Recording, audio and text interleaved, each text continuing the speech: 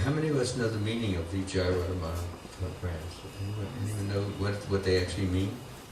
All glory is to Sri Sri Radha and Krishna. Lord Krishna engages in pastimes in the groves of Vrindavan. He is the lover of the gopis, the lifter of Govardhan Hill, and the son of Mother Yashoda. He wanders in the forest along the banks of the river Yamuna. And we all offer our humble obeisances at his lotus.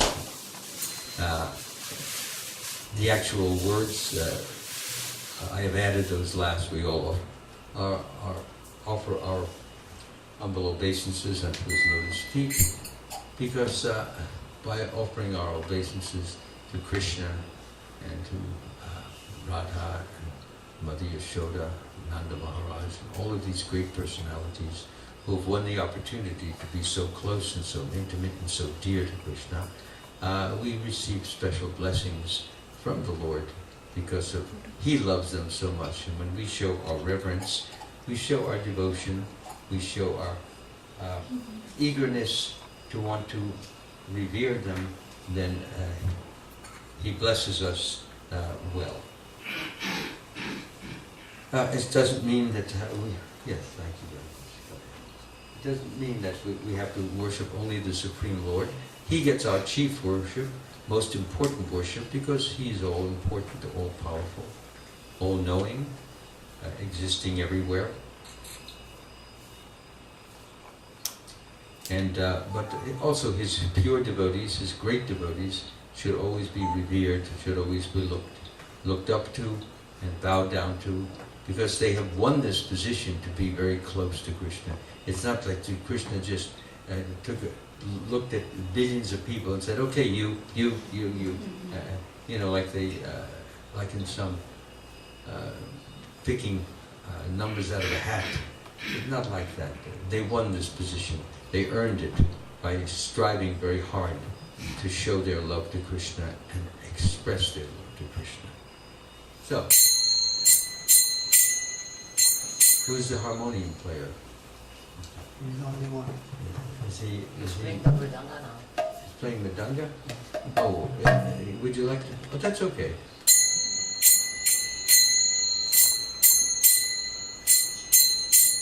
Jaya Radha Madhava Kunja Bihari. Jaya Radha Madhava Kunja Bihari. Jaya Radha Madhava Kunja Bihari. Jaya Radha Madhava Kunja Bihari. Gopi Jana Vallabha Giridhari. Jaya Gopi Jana Vallabha Giridhari. Jaya Gopi Jana Vallabha Giridhari. Jaya Gopi Jana Vallabha Giridhari. Yasoda Nandana Vijchandarayana. Yasoda Nandana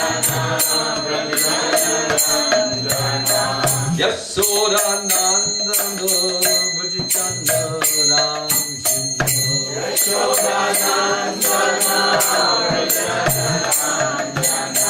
Yamuna Kera Vanachari.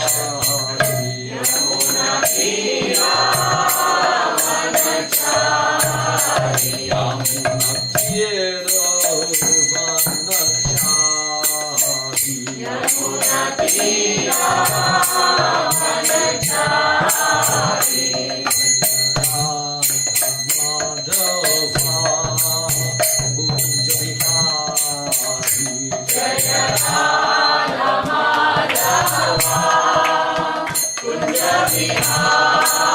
Jaya Radha Madhava Kunja Bihari.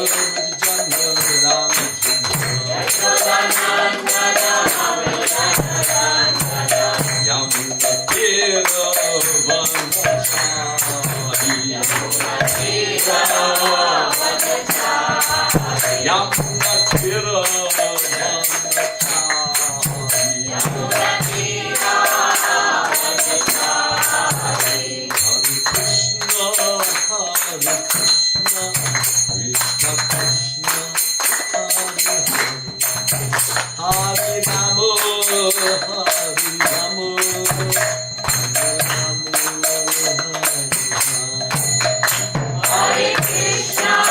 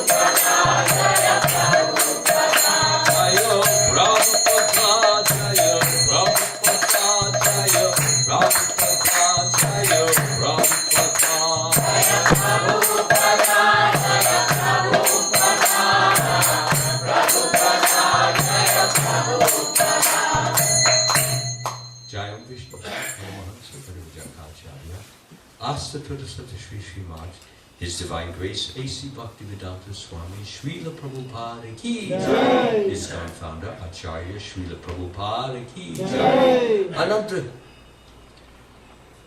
Srila Prabhupada ki Jai. Ananta Gaudiya Vaishnava Vrinda ki Jai. Namacharya Srila Haridas Thakur ki Jai. Prem se kaho Shri Krishna Chaitanya Prabhu Nityananda, Shri Advaita Gadadhara Srivasadi Gauda Bhakta Vrinda ki Jai. Shri Shri Radha Krishna Gopa Gopinath Shyam Kun Radha Kundi Giri Govardhana ki Jai. Vrindavan Dham ki Jai. Mathura Dham ki Jai. Mayapur Navadvip Dham ki Jai. Jagannath Puri Dham ki Jai. Ganga Mai ki Jai. Yamuna Mai ki Jai. Tulsi Devi ki Jai. Bhakti Devi ki Jai. Srila Prabhupada's Transcendental Book Distribution ki Jai. Harinama Sankirtana ki Jai. For Saram Distribution ki Jai. Samaveda Bhakta Vrinda ki Jai. All glories to the assembled devotees. All glories to the assembled devotees. All glories to the assembled devotees. And all glories to Sri Sri Guru and Gauda. Glories to Srila Prabhupada.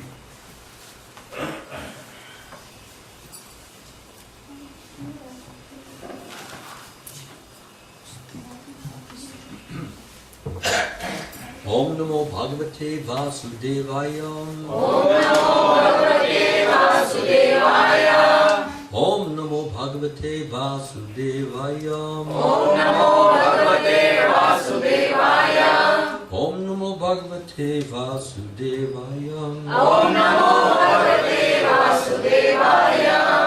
So today's verse is chapter 3, verse 27. For those of you who have book, if you have a book or you have a cell phone, maybe you have the database on there, you can get it. Or you can look on with one of your neighbors who does have it. It's nice to chant this together. Okay? I think I will read this. Prakriti kriyamanani Gunai karmani sarvashaha Ahankara vimudatma Kartaham iti manyate Prakriti kriyamanani Gunai karmani sarvashaha Ahankara vimudatma Kartaham iti manyate Prakriti kriyamanani Gunai karmani sarvashaha Ahankara vimudatma Kartaham iti manyate.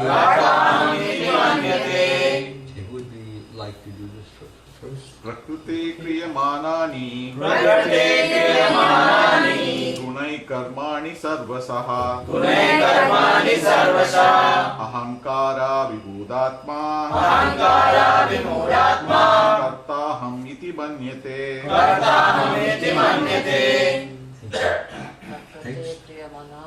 Prakriti kriyamanani Gunai karmani sarvasa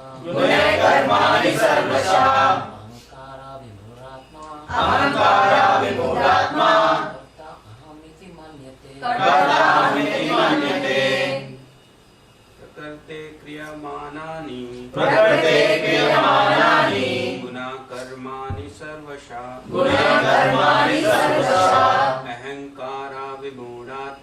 Ahankara vimudatma Karta aham iti manyate. Prakriti kriyamanani Prakriti kriyamanani Gunai karmani sarvasa गुणैः कर्माणि सर्वशः अहङ्काराविमूढात्मा अहङ्काराविमूढात्मा कर्ताहम् इति मन्यते प्रकृते क्रियमाणानि प्रकृते क्रियमाणानि गुणैः कर्माणि सर्वशः गुणैः कर्माणि सर्वशः अहङ्कार विमूढात्मा अहङ्काराविमूढात्मा कर्ताहम् इति मन्यते कर्ताहम् इति मन्यते प्रकृते क्रियमाणानि प्रकृते क्रियमाणानि गुणैः कर्माणि सर्वशः गुणैः कर्माणि सर्वशः अहङ्काराविमूढात्मा अहङ्काराविमूढात्मा कर्ताहम् इति मन्यते कर्ताहम् इति मन्यते प्रकृते क्रियमाणानि प्रकृते क्रियमाणानि गुणैः कर्माणि सर्वशः गुणैः कर्माणि सर्वशः अहङ्काराविमूढात्मा अहङ्काराविमूढात्मा कर्ताहम् इति मन्यते कर्ताहम् इति मन्यते प्रकृते क्रियमाणानि प्रकृते क्रियमाणानि गुणैः कर्माणि सर्वशः गुणैः कर्माणि सर्वशः अहङ्काराविमूढात्मा अहङ्काराविमूढात्मा कर्ताहम् इति मन्यते कर्ताहम् इति मन्यते प्रकृते क्रियमाणानि प्रकृते क्रियमाणानि गुणैः कर्मणि सर्वशः गुणैः कर्माणि सर्वशः अहङ्कारा विमूढात्मा अहङ्काराविमूढात्मा कर्ताहम् इति मन्यते कर्ताहम् इति मन्यते The spirit soul, bewildered by the influence of false ego, thinks himself the doer of activities that are in actuality carried out by the three modes of material nature. Please repeat. The spirit soul, bewildered by false ego, let me go back again. Bewildered by the influence of false ego, thinks himself the doer of activities that are in actuality carried out by the three modes of material nature. Let's do that one more time. The spirit soul, bewildered by the influence of false ego, thinks himself the doer of activities that are in actuality carried out by the three modes of material nature.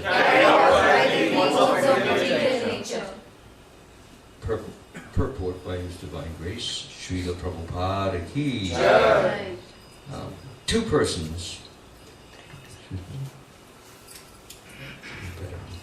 persons, one in Krishna consciousness and the other in material consciousness, working on the same level, may appear to be working on the same platform.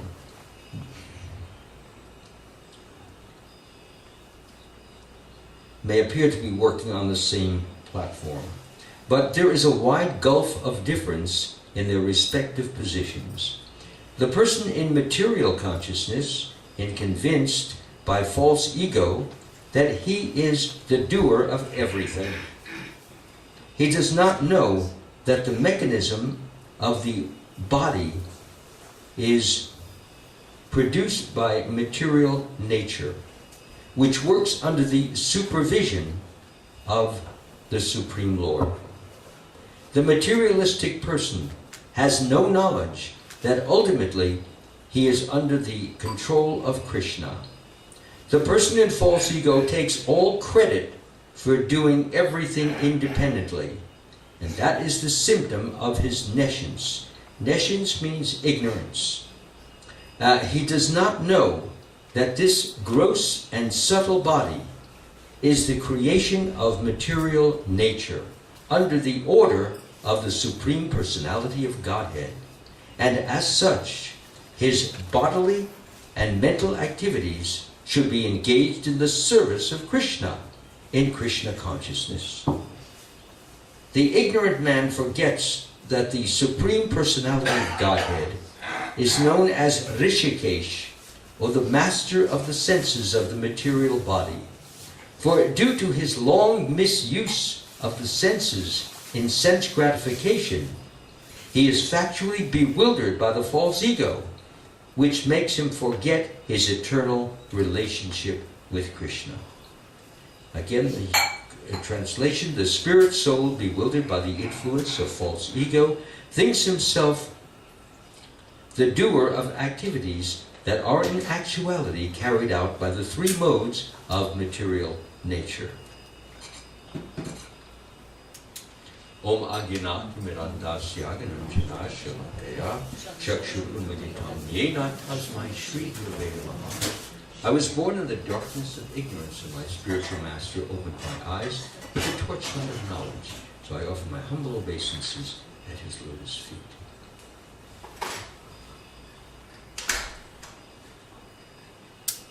This is a very important verse, and I know in so many of Srila Prabhupada's talks and his lectures that he refers to this verse because it actually points out very clearly how the individual or the living entity is identifying himself with this body. Again, we come back to the translation. It says the living entity bewildered by the influence of false ego, thinks himself the doer of activities that are in actuality carried out by the three modes of material nature. So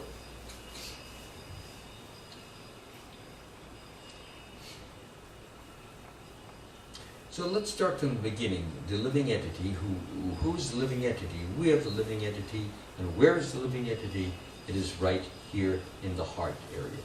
And next to the living entity, very close to it, is the supreme entity, which is known as Paramatma, or the Super Soul.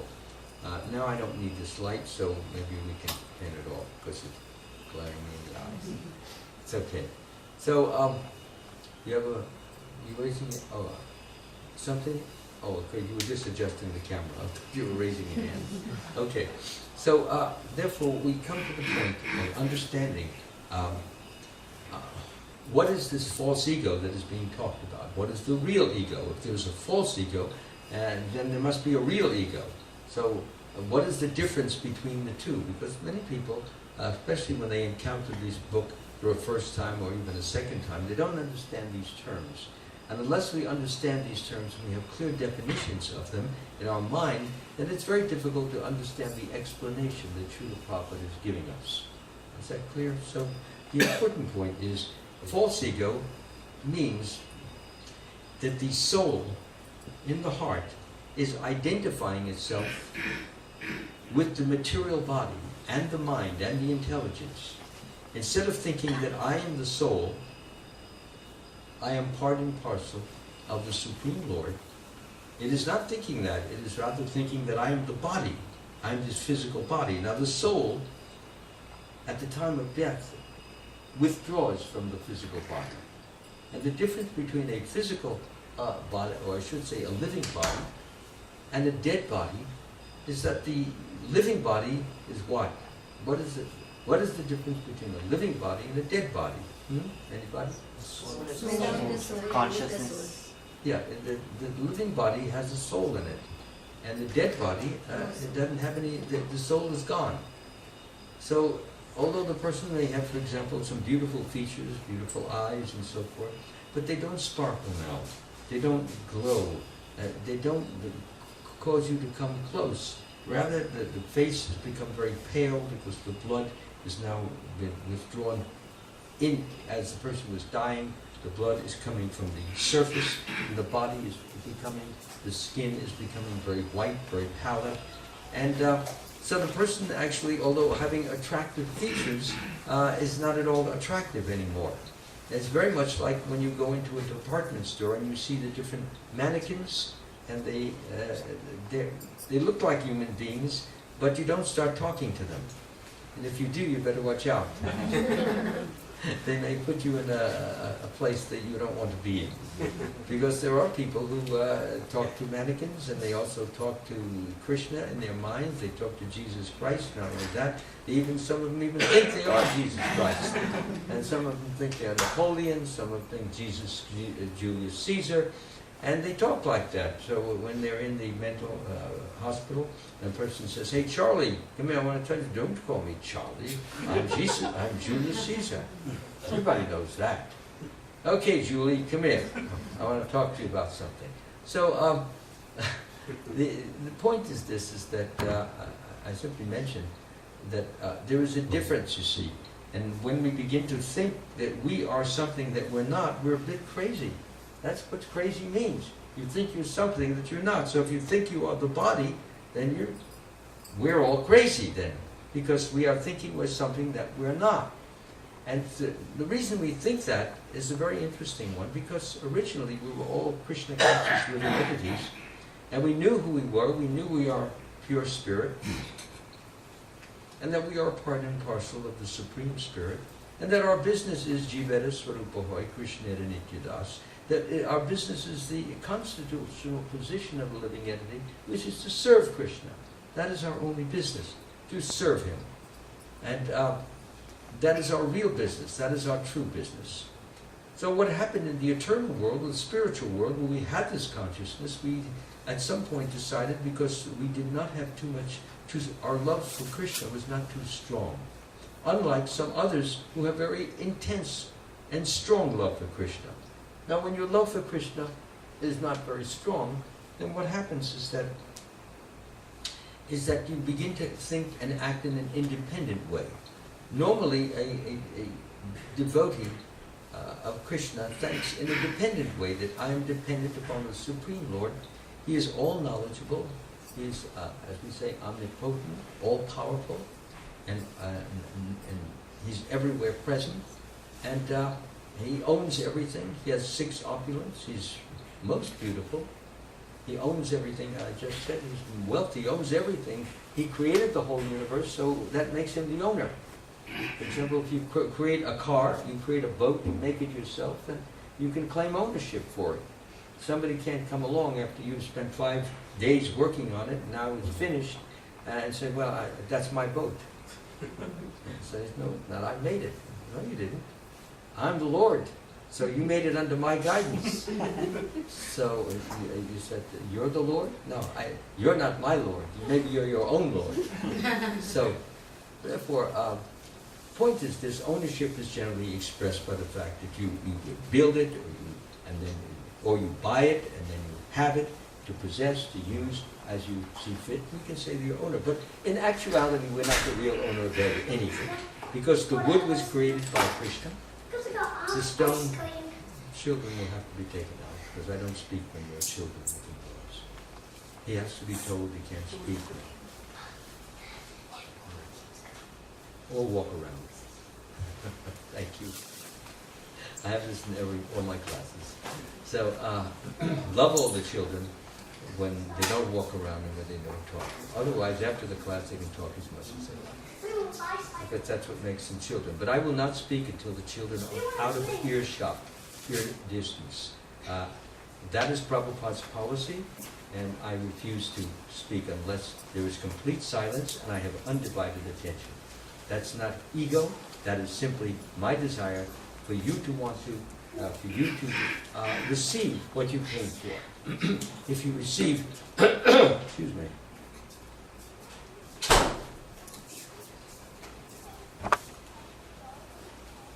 If you receive only 40% of what you came for, then in effect you've been cheated. And I don't like to be your cheater. Okay? I want to give you 100%, and that's the way we do it. So that's nice. Now they're in the room, and they can do what they have to do. Give them puzzles, give them computer games, give them quiet TV, whatever it takes to keep the mouth closed for at least an hour. Okay? So getting on with the point of false ego, that therefore, when a living entity begins to, in the eternal world, the spiritual world, begins to act independently. Independently means he begins to think in terms of what does it feel like, to be a Lord? What does it feel like to be glorified? What does it feel like to be honored? What does it feel like to be celebrated? What does it feel like when everybody applauds you? What does it feel like when everybody talks about you? What does it feel like to be so super famous?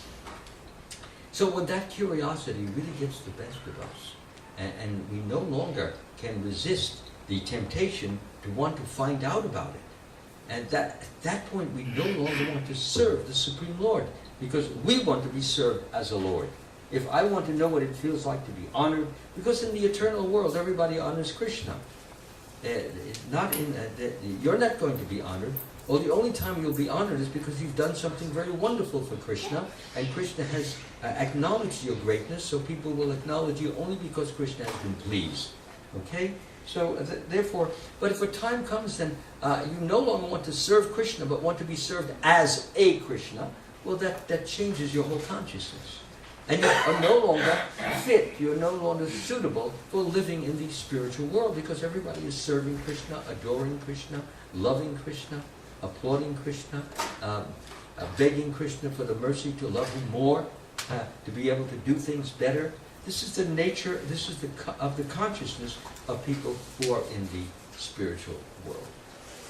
So when that happens, the only place for you to go is the world where people want that exists, and that's this world. Now remember, the two worlds have been differentiated, the material world and the spiritual world. So the spiritual world is for people who are pure devotees, and they love Krishna, and therefore they serve Krishna. They don't serve Krishna because somebody's paying them, or somebody's bribing them, or somebody's egging them on or urging them. They do it because they love. You love your child because he's your child, and therefore he's a part of you, and therefore you love yourself, therefore you will love the extension of your own self, which is your child.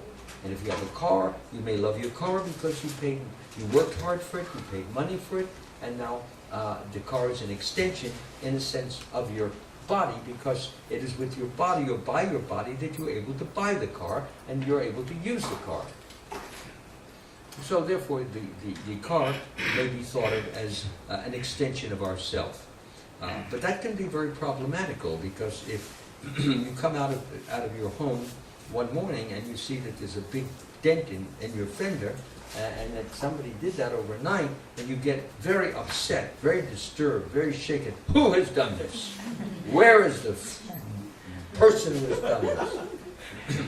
And why do we act like that? Because it feels like our own body has gotten crashed. It hasn't.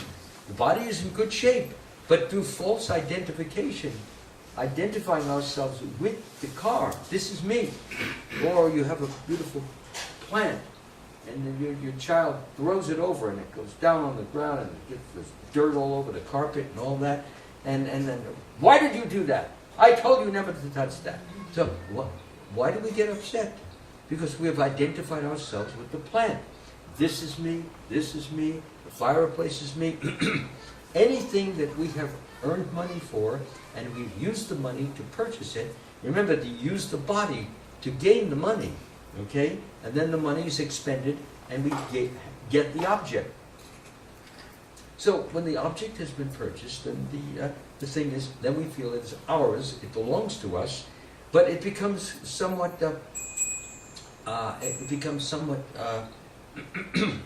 unfortunate when we begin to think that that object that we have purchased is a part of us, when it really isn't.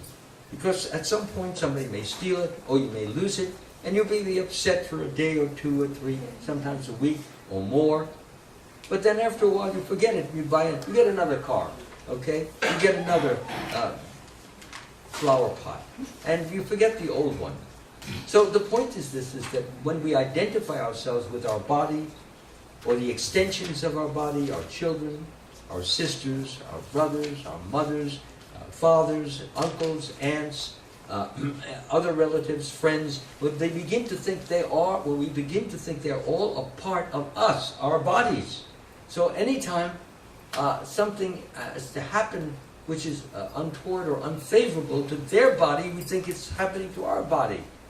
The person says, did you know that Miss Taylor, she's come down with a heavy case of pneumonia? And because she was so close, she's a close friend of yours. You go, oh no!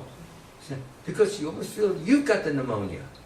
You understand? Because otherwise, now if you tell a stranger, who doesn't know Mrs. Taylor, excuse me, do you know that Miss Taylor has pneumonia? No. Who's Mrs. Taylor? So, Miss Taylor is my friend. Well, so what? So it's her response is completely different because she's not identifying her body with Mrs. Taylor's body because they have no relationship. Okay? So this is the problem that Arjuna had in the Bhagavad Gita at the beginning. He didn't want to fight the battle. And you know why? Because he didn't want to kill his grandfather, Bhishma. He didn't want to kill some of his teacher, Dronacharya. He didn't even want to kill his cousins, Duryodhana, and all of them who were complete criminals, most horrible people. But because he was a very loving and compassionate person, he didn't want to kill anybody, even though they deserved to be killed. And that's what Krishna didn't like, because Krishna had engineered this whole body, and he had engineered that the 5 Pandavas would come out as the great heroes.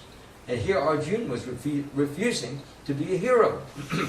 So in effect, he was thinking that if I kill Bhishma, Dave, my grandfather, then it's like killing myself, because he's my grandfather. He's like my blood. He's my flesh.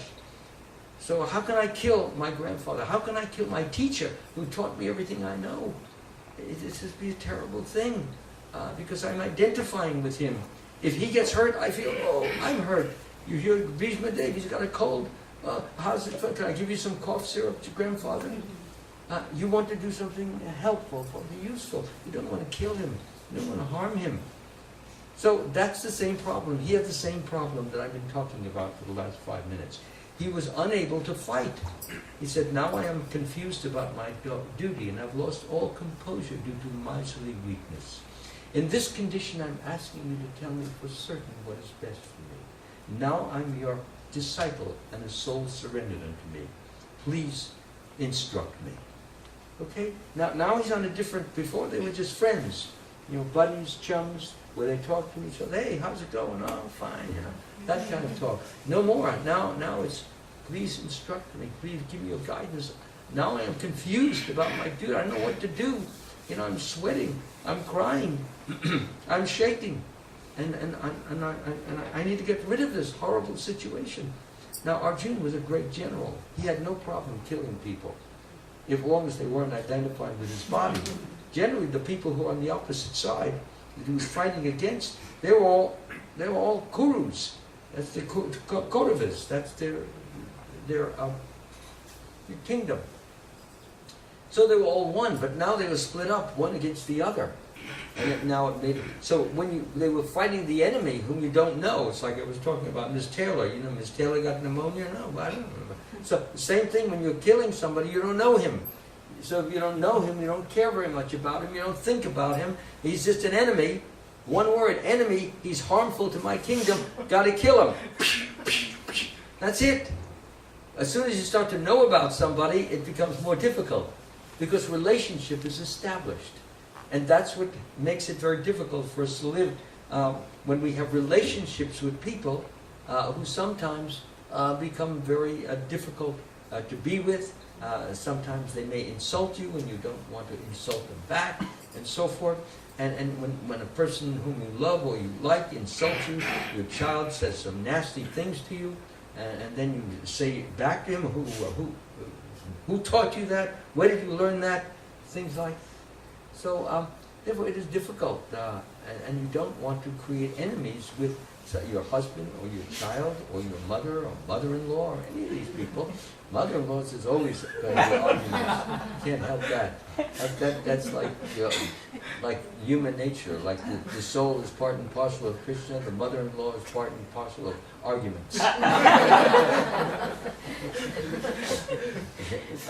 Can't help that. So at least you learn how to. One of the things about this Bhagavad Gita, it teaches you how to tolerate her. The nice verse we have as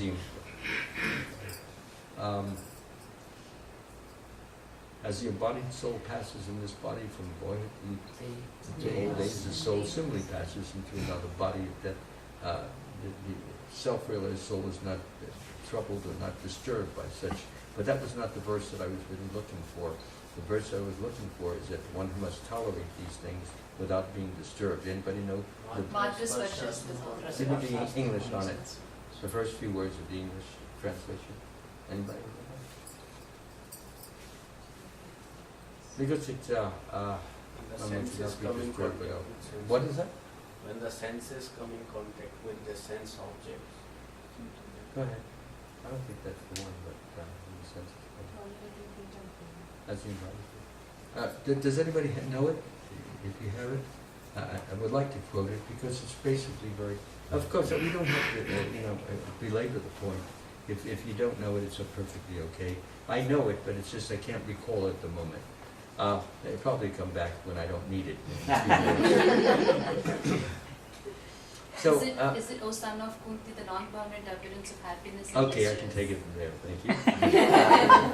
The if I think I get non-permanent. But yeah. O son of Kunti, the non-permanent appearance of happiness and distress, and their the non-permanent appearance of happiness and distress, and their what's the next word? Disappearance. And their what? Disappearance. And their disappearance in due course are like the winter and the summer seasons. They arise from sense perception, and one must learn to tolerate them without being disturbed. So these things come and go, they come and go, and we learn to tolerate the difficult, the troublesome, the trials, the upsetting. And when we learn to do that, then nothing eventually, that's all right, we don't need to belabor this any further. You can please, it's over here. It's not down there anymore. Okay? Yeah, turn it over. Thank you. So anyway, the important point is, I'm trying to explain in as clear a way as I can, bumbling and fumbling a bit, that the false ego is that idea that I am the body and all the extensions of the body. For example, I'm going to give you another interesting example. Say you belong to a certain community, or you live in a certain city, or, for example, I live in Los Angeles, okay, and there are many millions of people who live in the Los Angeles area, and many of them are sports fans, okay, and a lot of them like now they have the Los Angeles Rams now, like they used to, and they have the Los Angeles Lakers, the basketball team. So many of these people, because they don't feel very big, they don't feel very sure about themselves, they don't feel very satisfied about themselves, and they feel small, insignificant, inferior, low. So how does a person go on living feeling like that? Well, it's very difficult. There's two ways to go. Either you can kill yourself, or you can imagine that you're something else that you're not. And generally it's the second one that most people choose. And the way it works is this, is that you take up an interest in a team, like the LA Lakers, let's just say, basketball team. And since I'm Los Angeles, and they're Los Angeles Lakers, and I'm going to root for them. Because actually I live in Los Angeles, and they live in Los Angeles. Actually, there's 5 people who couldn't care less about one another, except that they're all in it to try to make win the games and make a lot of money. That's their own interest. Tomorrow they can be traded, and there'll be some other team. Okay, so yesterday they were the Lakers, today they're the Schmakers. That doesn't really matter. And they have a jersey blue today and yellow one yesterday. So doesn't matter to them. But the person who's sitting back, who has no sense of self, who's small, who's insecure and uncomfortable, inferior, he identifies himself. Remember, this is my body. My body is getting nowhere in life. I'm small time. And so, body is, the lights are flashing back and forth. And okay, wonderful, now there are. I don't know if that was a signal for me to shut up.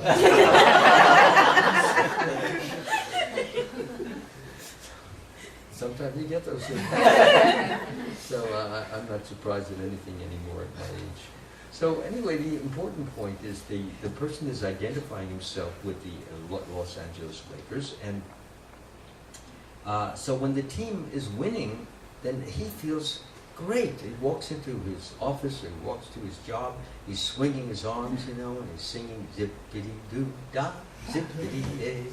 My, oh my, what a wonderful day. You know, so he's singing like that at the, and his friends is, what's making you so happy? Well, the Lakers won yesterday. We won, and we're up on top now.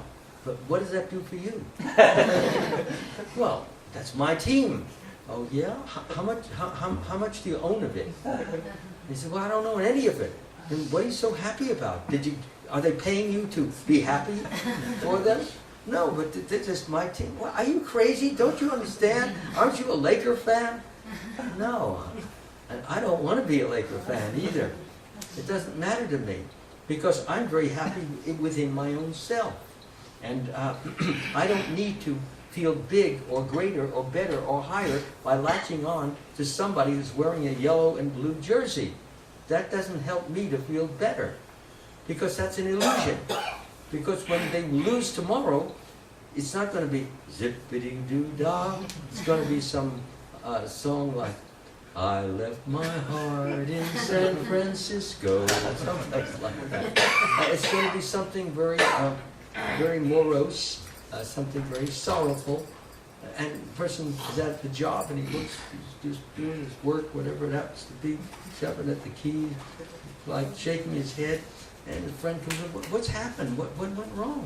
You look like you lost your mother or your father. This is, the Lakers lost. But so what if they lost? You didn't take any money out of your pocket, did it? Nobody took your home away, did they? Nobody stole your car, did they? The Lakers didn't take it away, did they? So what is the problem? So the point is, it's a psychological problem. That they feel, when the team does well, they feel big, great, high. When the team does badly, they feel small, insignificant, and low. This is madness. Prabhupada said this is madness. We should not be identifying ourselves either. It all starts from the body, remember. The identifying with the body, and then the body is not doing very well in society. Consequently, we want to feel that we are doing well. So I start thinking I'm connected with that team, which is doing well. So therefore, when they do well, I do well. When they do bad, I do bad. Madness. Because they don't put a penny in your pocket for feeling well or rooting for them. Not at all. So the result of that is that people are miserable one day, happy the next day. This is called temporary false happiness. Okay? So now we're coming closer to the meaning behind the verse itself. It's that the living entity bewildered by the influence of false ego. So this false, he thinks himself the doer of activities. So the thing is this, is that when I do something, and I think I'm the doer. In other words, I think that the false ego, bewildered by the influence of the three modes. Let me talk about the three modes for a minute, because that's a very important part of the verse. So, influenced by the three modes of material nature. I'm going to give you some good examples, I hope Krishna allows me to, of how those modes influence our thinking and our feeling and our willing. And they, of course, as we think and we feel and we will, the body moves or doesn't move. Okay? So let us just say let's talk about the mode of ignorance to begin with, and we'll move up the ladder. Mode of ignorance is darkness. It's characterized by laziness, by indifference, uncleanliness, uncaringness, sloppiness, and carelessness. This is mode of ignorance. And we've all experienced that, especially when you're growing up, you're told to do something and you just throw it together, and then your mother's, no, don't do it like that, do it like this, and then like that. And as we grow up, we learn to do things better and better, more carefully, more thoughtfully. If, of course, we begin to be pervaded by a different mode, which is called the mode of goodness. Goodness, we want to do everything nicely, we want to do it right, we want to do it carefully, thoughtfully, as perfectly as it can be. Give an example. A person is cooking something, and the person is has the radio or the TV set turned on, and while the things are being chopped, person is watching the soap opera, chop, chop, chop, chop, chop, and throws it in, takes some salt, but it's really not salt, it's sugar, and throws it in into here, and because not thinking really, feeling, and takes some spice or throws the, and the person is just, he's so absorbed in the soap opera, whether the person is going to live or die, is going to get stabbed or not, or the person is going to be applauded, the person is going to be condemned, or he's going to fall on a banana peel that he's walking towards. He doesn't really think about what he's doing. Consequently, when the person, they sit down for dinner that night, his husband comes down, he's had a hard day, he's ready for a tasty meal, but unfortunately the wife was so interested in that